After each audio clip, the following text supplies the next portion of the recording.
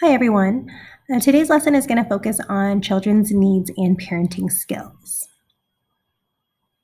So, first off, there are three categories in which children's needs can be grouped into. They are physical needs, emotional and social needs, and intellectual needs. These are also the same categories that I will reference when we talk more about development, as children need to develop in all four of these areas in order to become successful adults and a well-rounded child.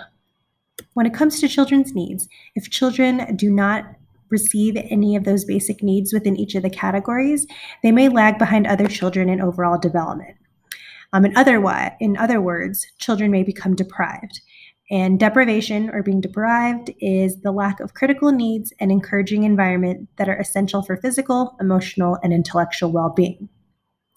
One thing that I want to make sure that you all realize is that being deprived does not mean that someone is in poverty, because I know that sometimes when we say deprived, it could mean that they don't have any money, but children can be deprived of many things. They can be deprived of time, nutrients, stimulation, or they can even be deprived of love.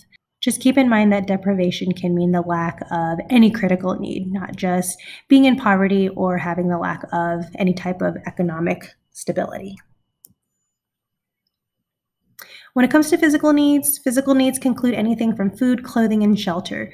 Really the basic things that you would need to live on a regular basis.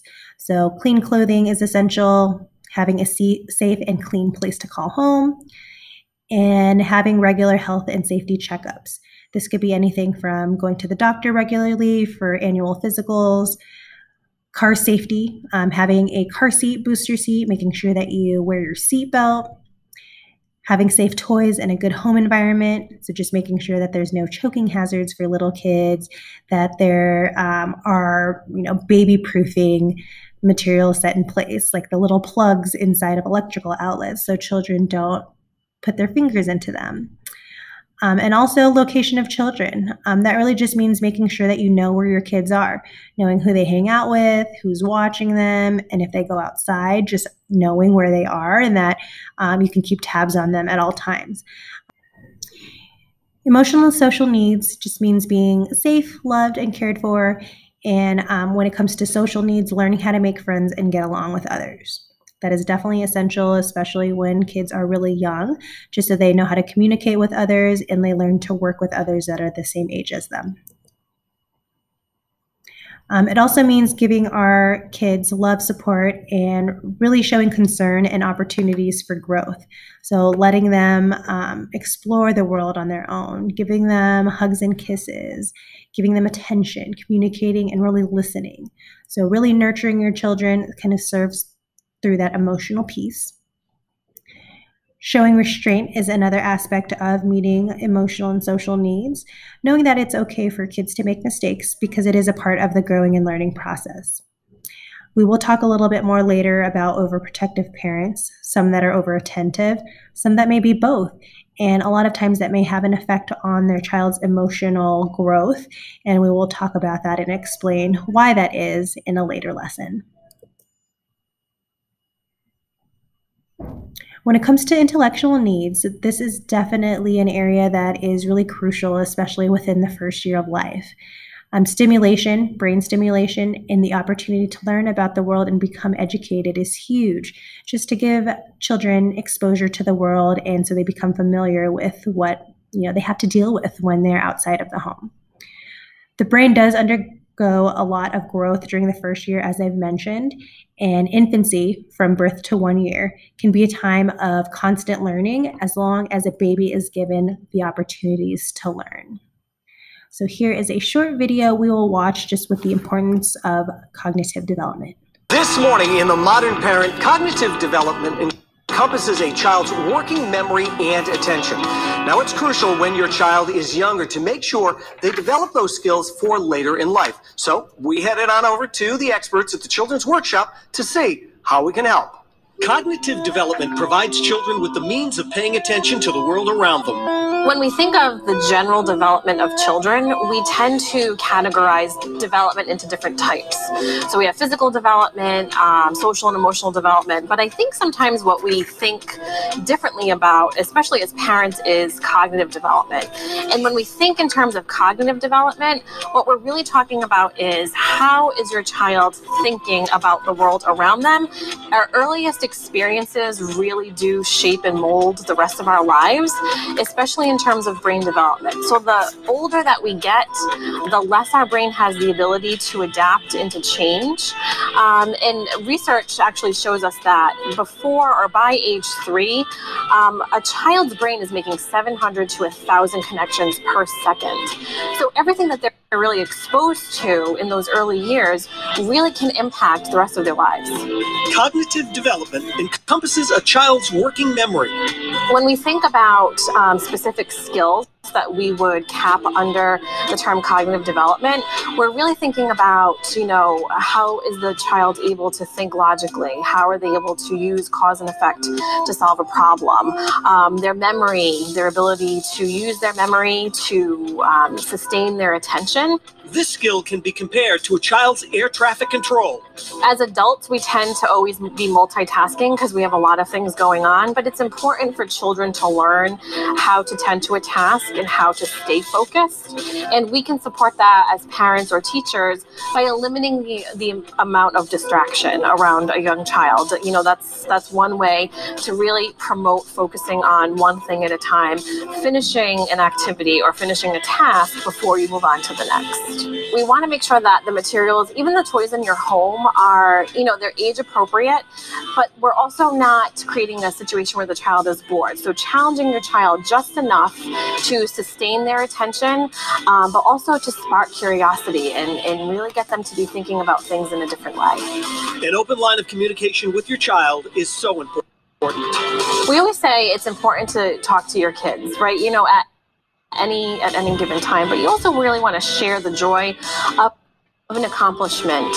That's so important. Share the joy of thinking about things, thinking about the world around you, and experimenting, having fun with your child, engaging in different types of activities at home that do foster some of these cognitive skills. There are many ways that we can foster children's intellectual needs. One way is to help them learn through senses. Really, it's just playing with kids, giving them exposure to interesting sounds, smells, sights, textures. All of this helps aid in brain development. Even if it's something as simple as playing some relaxing music, having small children in the kitchen while you cook, giving them toys that light up and that are of different textures. That all helps with them learning through and using all of their senses, and really just giving them the opportunity to play and learn from their toys. There are a lot of great educational toys, and we don't want to just stick a kid in front of a TV and say we're helping them learn by having them watch these cartoons, but letting them use all of their senses, or using their hands and eyes to play with toys. So I'm not focusing on just one necessarily all the time, but trying to mix it up and just really exposing them with all of their senses. The next is learning through reading, by reading books to small children. That's why it's so popular that, new parents get a ton of little books that they will read to their kids, from when they're born to even when they're, preschool age. But reading and enjoying books are definitely key to intellectual development, kind of serves as the basis for children learning about the world around them and being imaginative. It's definitely important to read to infants early on, before bedtime, while you're rocking them to sleep, anything like that. Using picture books and having specific times for story time. A lot of picture books nowadays are really interactive, so children can interact with the books, touch different textures, could be like a little pop-up book. They're getting super creative these days. And it definitely just helps children learn about the world around them in general, just to know what they can look forward to and what things are like outside of the house. Finally, children can learn through exploring. Learning through exploring can happen through toys, but it doesn't have to be anything that's expensive. It is definitely okay to let kids explore in safe environments. taking them on field trips to the museum, taking them to the park, letting them explore with Legos, or, just taking them out in general. That really helps them explore and, again, get exposure to the world around them. Again, I always say that just because that, all they know is the home, and that's where they feel comfortable. They have their little crib. They are comfortable with mom and dad, but you have to get them exposed and comfortable with what the outside world looks like and how they can navigate and just learn from what's out there. When children's intellectual needs are met, children are definitely better prepared for school. So that's why it's important to foster intellectual development and provide intellectual needs for children in these various ways I just explained, just so when they get to the preschool age, they are definitely ready and they have, the basic skills in order to thrive in a school environment. The next activity in your folder will give you some practice around parenting skills. Parenting is a learning process that takes place each and every day, and parents still learn new things every day from their kids. It's not something that they learn all at once, but it's continuously learning about the best ways to raise your child and how to help them grow appropriately. It does take work to develop parenting skills, especially when we have to meet the needs of children, guide their behavior, and develop positive relationships. Parents definitely have to put their own needs aside in order to take care of their children, and this is a part of the learning process. New parents, maybe they had other priorities before they had kids, but that'll slowly shift to solely focusing on their kids and learning to balance their own social life with their family life. The next activity here in Schoology after this presentation will allow you to practice different parenting skills and to identify some strategies in order to use with children when it comes to giving directions and when it comes to disciplining kids in the most effective way.